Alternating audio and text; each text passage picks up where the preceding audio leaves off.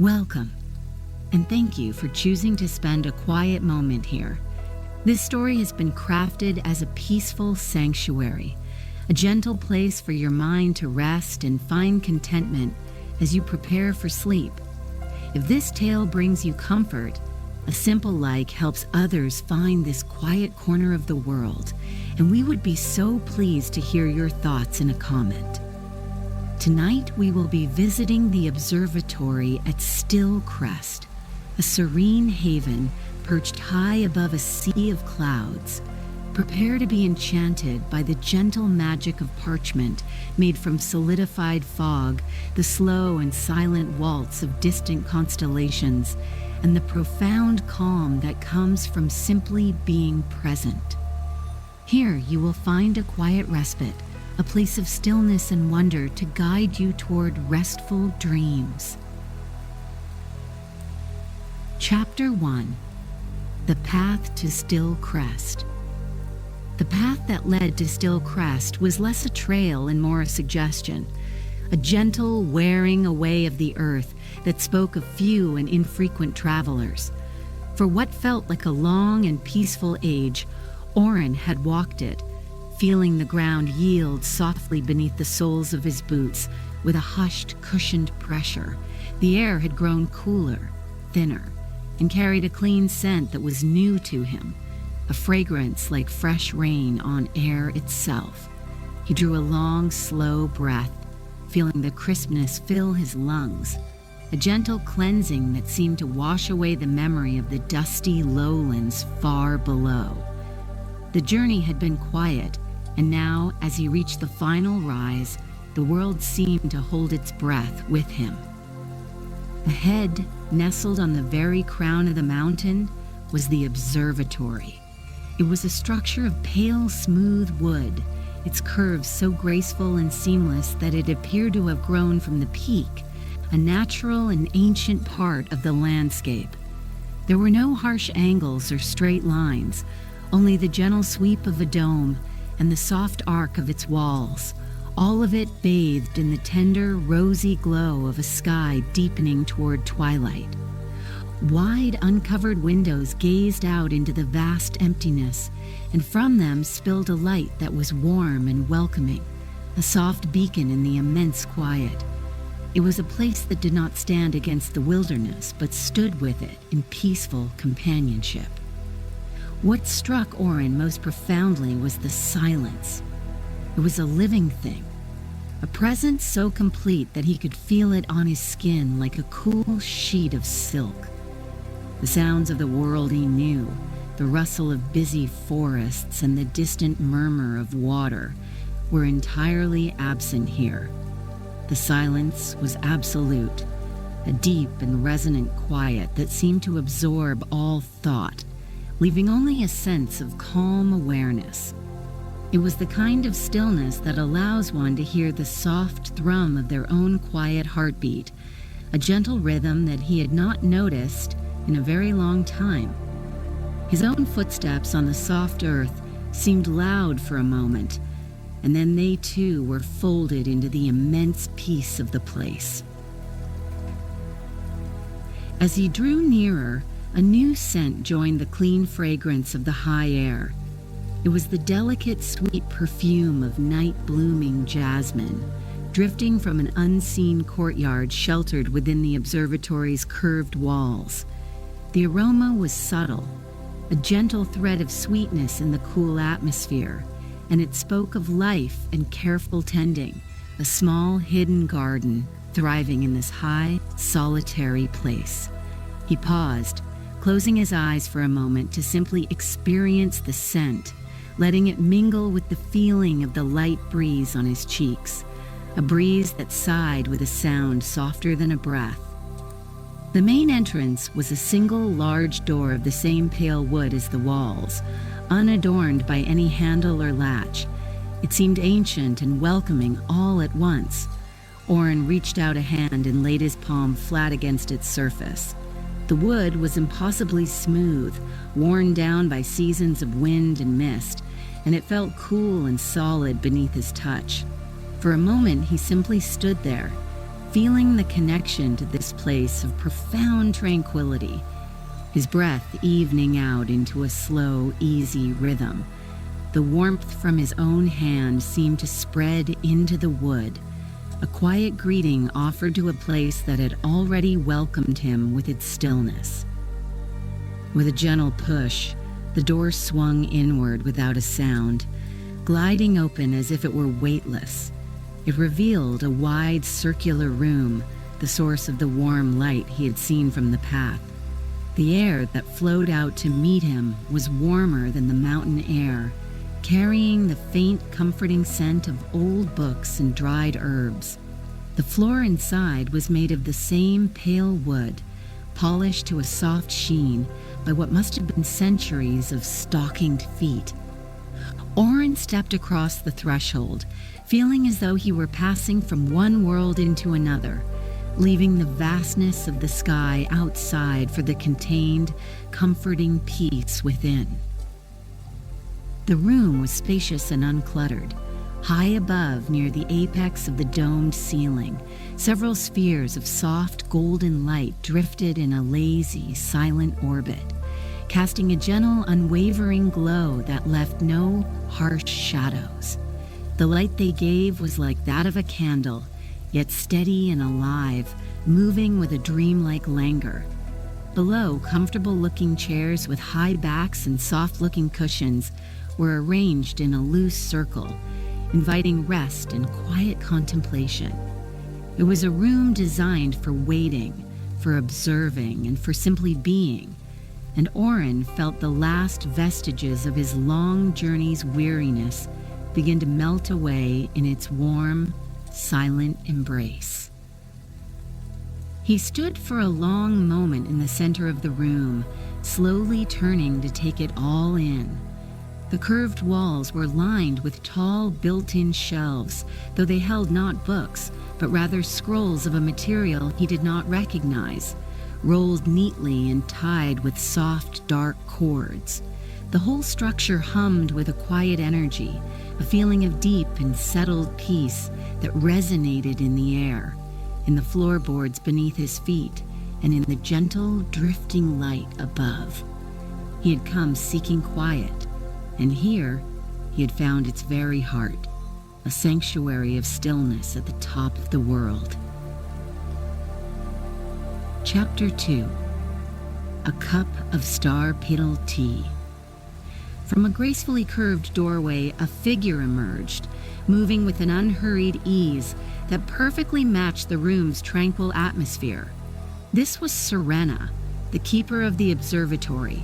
She was tall and slender, with kind eyes and a gentle smile that seemed to be a natural part of her expression. She offered no grand words of welcome, no questions about his journey or his purpose.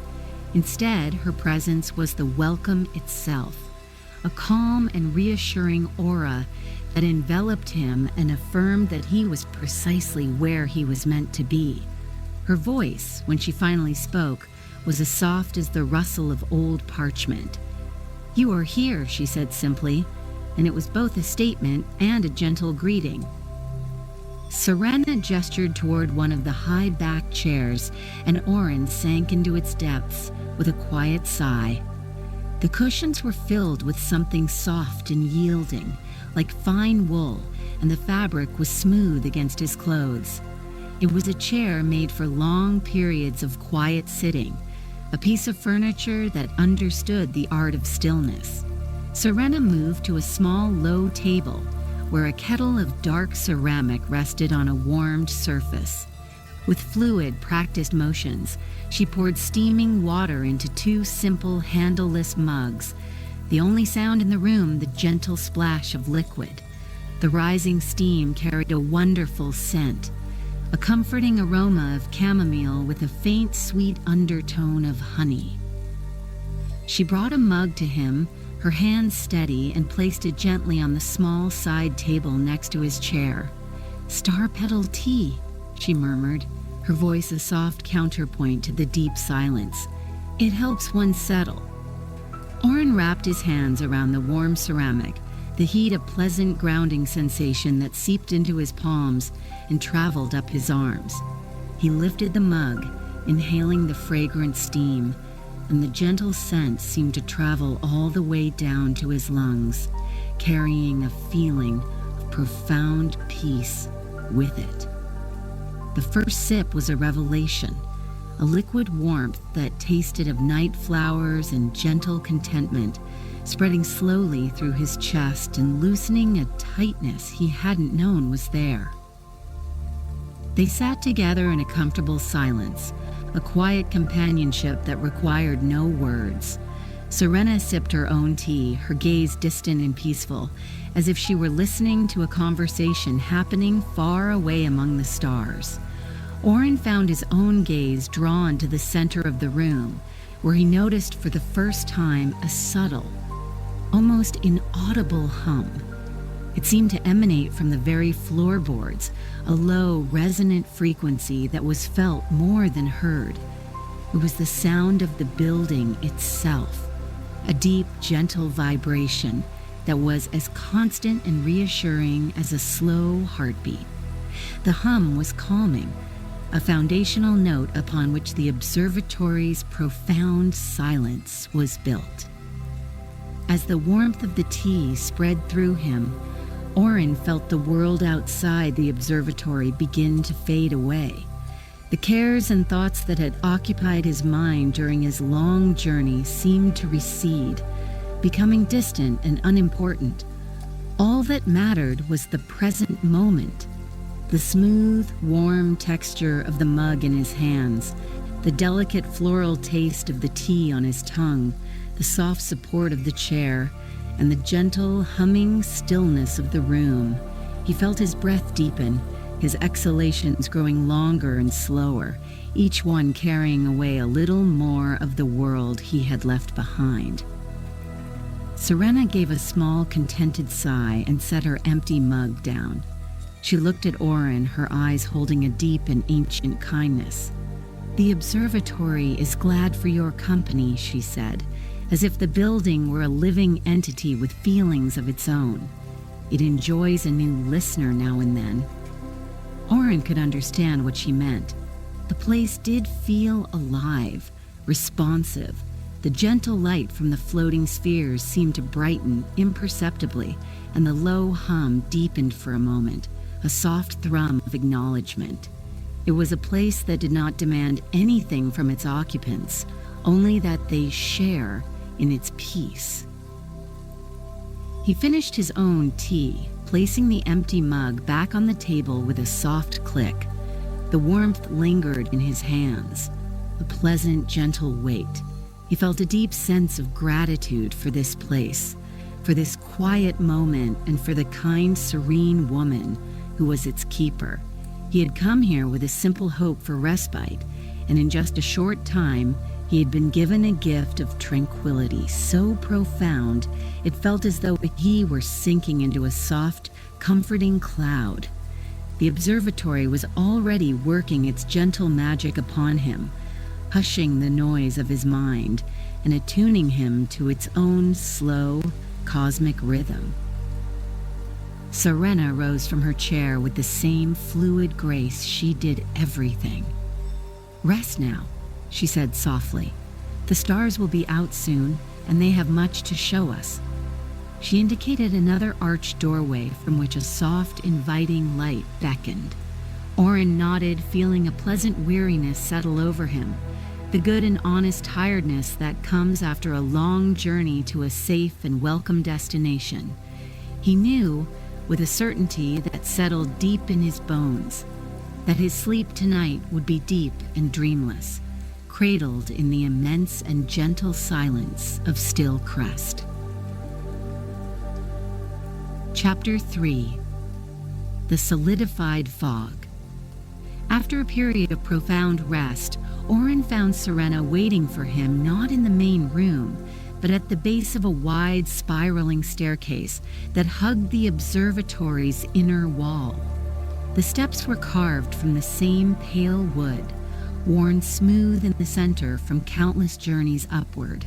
She beckoned with a simple nod, and he followed her ascent, the air growing cooler and crisper with each step. The soft light of the floating spheres below gave way to a deeper, more silvery light filtering from above, the natural luminescence of the heavens. The scent of ozone and clean, damp air grew stronger, a sign they were approaching the building's highest point. The staircase opened onto the uppermost level, a vast circular chamber that took Oren's breath away. The roof was a magnificent open dome, an intricate lattice of spun moonlight and dark, polished wood that framed the night sky like a perfect lens. Through it, the cosmos was laid bare in all its silent glory. Stars glittered with a clarity he had never witnessed, not as distant, cold specks, but as living jewels scattered across an endless expanse of deep, soft indigo. Nebulae bloomed in gentle clouds of violet and rose, and the faint, milky trail of the galaxy swept across the heavens in a breathtaking arc. The room was cool, and a gentle breeze carrying the scent of clouds drifted through the open space. Serena led him to the edge of the chamber, where shallow, rectangular trays made of dark, almost black wood were arranged. "The night mist on Still-Crest is unique," she explained, her voice a low murmur that did not disturb the celestial silence. "It carries the memory of starlight." She gestured to the air around them, and Oren could now see the faint swirling motes of a thick fog beginning to gather around the mountaintop, a nightly visitor that rose from the sea of clouds far below. It eddied and flowed like a slow river, its touch cool and damp against his skin. With incredible gentleness, Serena guided a current of the thickest mist into one of the shallow trays using a flat fan-like tool. The fog pooled inside, a swirling gray substance that seemed to have a faint light of its own. "Now," Serena whispered, "we wait for the first touch." She tilted the tray just so, angling it toward a particularly bright constellation. As the direct light from those distant stars fell upon the surface of the captured mist, a quiet and wonderful transformation began. The swirling gray began to coalesce, the vaporous form slowly solidifying into a single, cohesive sheet. The process was utterly silent, a piece of gentle alchemy performed by the sky itself. When the transformation was complete, Serena carefully lifted the newly formed sheet from the tray. It was parchment, yet unlike any he had ever seen or felt. It was a pale, opalescent gray, cool to the touch and possessing a surprising weight. Oren reached out a tentative finger, and Serena offered it to him. The texture was astonishing, as smooth and supple as heavy silk, yet with a strange, almost living coolness. He could feel a faint residual energy within it, the captured essence of the mist and starlight from which it was born. It seemed to hum with a quiet potential, a blank page waiting for a story that only the heavens could write. Serena carried the new sheet to a large circular table in the center of the room, its surface the color of a starless midnight sky. She laid the parchment flat, and its pale form stood out against the dark wood.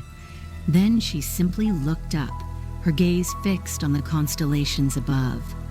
"The parchment is a willing student," she said softly. "It learns from what it sees."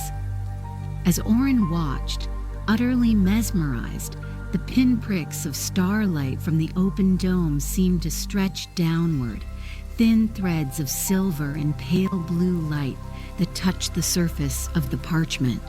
Where they made contact, the light soaked in, leaving behind a faint glowing mark that mirrored the star's position perfectly. The process was slow and meditative.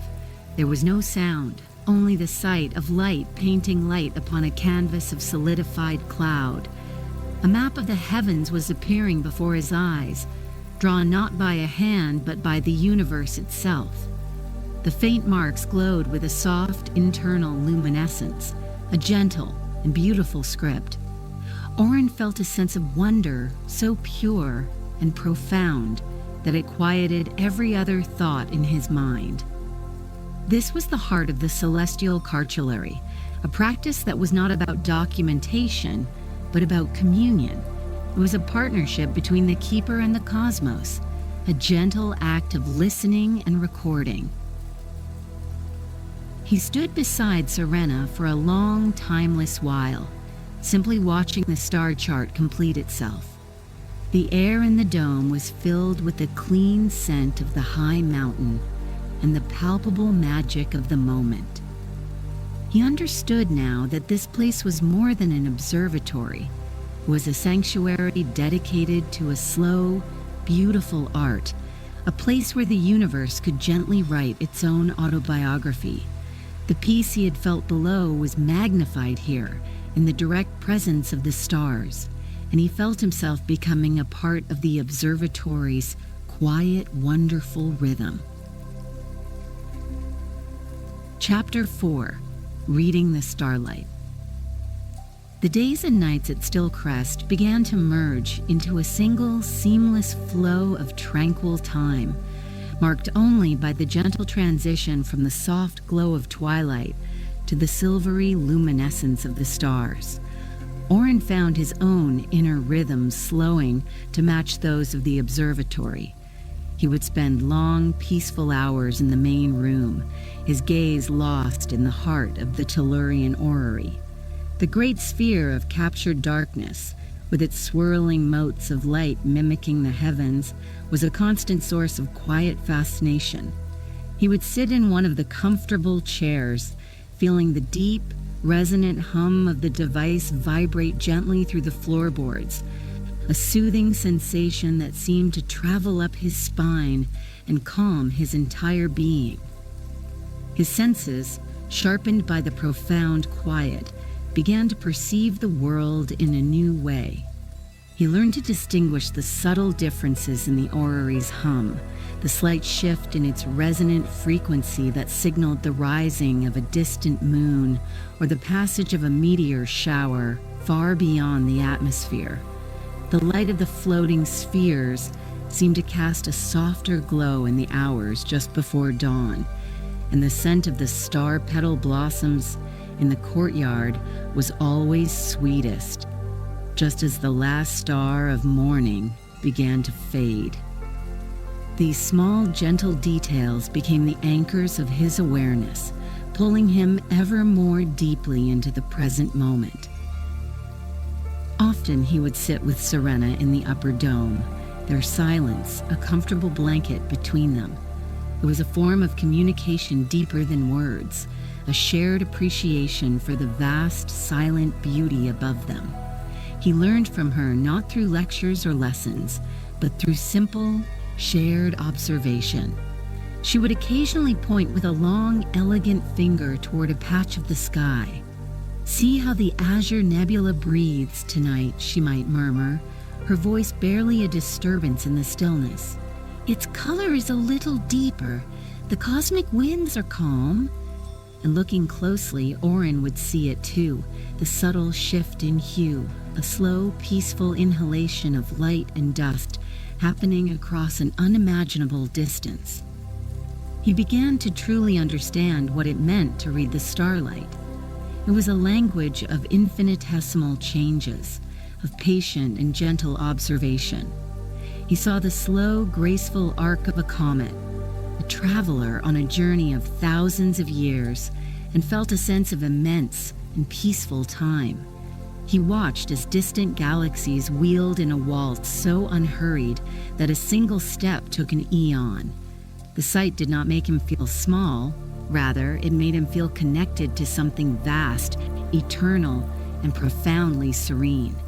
The anxieties and urgencies of his former life seemed utterly insignificant when measured against the calm, steady turning of the universe.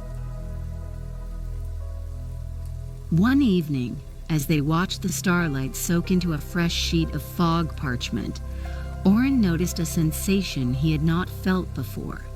The tension he had long carried in his shoulders, a familiar and constant weight, was simply gone. He consciously searched for the tight knot of muscle at the base of his neck, and found only softness and ease. He took a deep breath, and it filled his lungs completely, without the slight catch he had grown so accustomed to. He felt light, as if a great unseen burden had been lifted from him and allowed to drift away into the starry expanse. He turned to Serena, a look of quiet wonder on his face. She met his gaze with her knowing, gentle smile. "The stars ask for nothing," she said softly. "They only offer their light, and when we are quiet enough to receive it, we find there is little room for anything else." Her words settled into him, a simple and profound truth. The observatory did not heal. It simply provided a space so filled with peace that there was no place for anything that was not peaceful to remain. It was a process of gentle replacement, of filling the empty spaces within with stillness and light.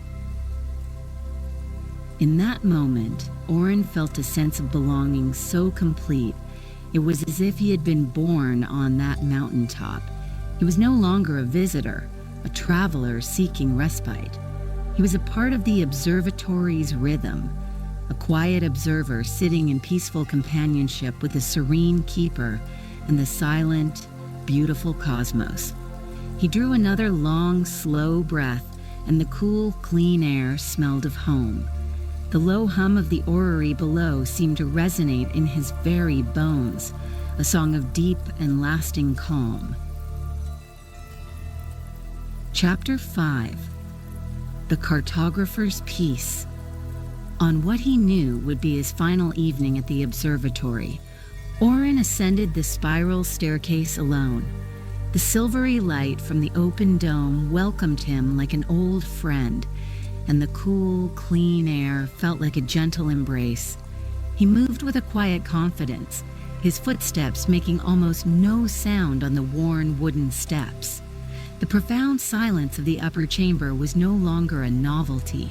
It was a familiar and comforting presence, a silence that felt full of unspoken wisdom. He carried with him a small, perfectly formed sheet of fog parchment that Serena had prepared earlier in the day. He walked to the large, dark wood table in the center of the room and carefully laid the cool, smooth sheet upon its surface. He did not feel any sense of finality or sadness, only a deep and abiding sense of peace. He had learned here that all things moved in gentle, unhurried cycles, like the constellations themselves. His time at Still-Crest was simply one part of a larger, graceful arc. He stood for a long moment, his hands resting on the edge of the table, and simply looked up at the vast, star-dusted sky, allowing its immense beauty to fill his awareness. With a slow, deliberate motion, he angled the parchment, holding it up toward his favorite celestial body, a small, tight cluster of pale blue stars that Serena had called the Weaver's Spool. He held his arms steady, his breath calm and even, as the thin, ethereal threads of starlight reached down and began to touch the parchment's surface. He watched, entranced, as the light seeped into the sheet, leaving behind perfect, glowing replicas of the distant stars. It was a small map, a personal chart of a tiny corner of the infinite cosmos, and it felt as though he were capturing a memory of the peace he had found. When the last glowing mark had settled into the parchment, he lowered it back to the table. The small constellation shone with a soft internal light, a gentle and beautiful memento. In its soft glow, Oren felt a profound sense of connection, not just to the stars, but to the stillness within himself. The peace of Still-Crest was not just in the air or the humming of the orrery. It was something that had taken root inside him. He knew with a quiet certainty that he would carry it with him wherever he went. The observatory had not given him something new, but had rather awakened something that had always been there, buried beneath the noise of the world. He carefully rolled the small star chart, the material feeling cool and impossibly soft between his fingers. As he turned to leave, he found Serena standing at the top of the stairs, holding another, smaller roll of parchment. It was blank, a pale opalescent gray in the starlight. She offered it to him with a gentle smile. "For the mists you will find on your own journey," she said softly. It was a quiet promise, a reminder that the stillness of the stars and the potential for peace could be found anywhere if one only knew how to look. Orin accepted the gift, his fingers brushing hers for a moment, a silent gesture of immense gratitude. He descended the stairs, the cool weight of the blank parchment in his hand, a tangible piece of the magic of this place. As he reached the main entrance, the soft golden light of the floating spheres felt like a warm farewell. He pushed the great wooden door, which swung open as silently as it had upon his arrival, revealing a sky that was just beginning to soften toward dawn. He stepped out into the crisp mountain air, feeling fully restored, his spirit as clear and quiet as the pre-dawn sky. The gentle hum of the observatory faded behind him, but he knew its song would resonate within him forever, a gentle exhalation that left him in a state of profound and restful calm.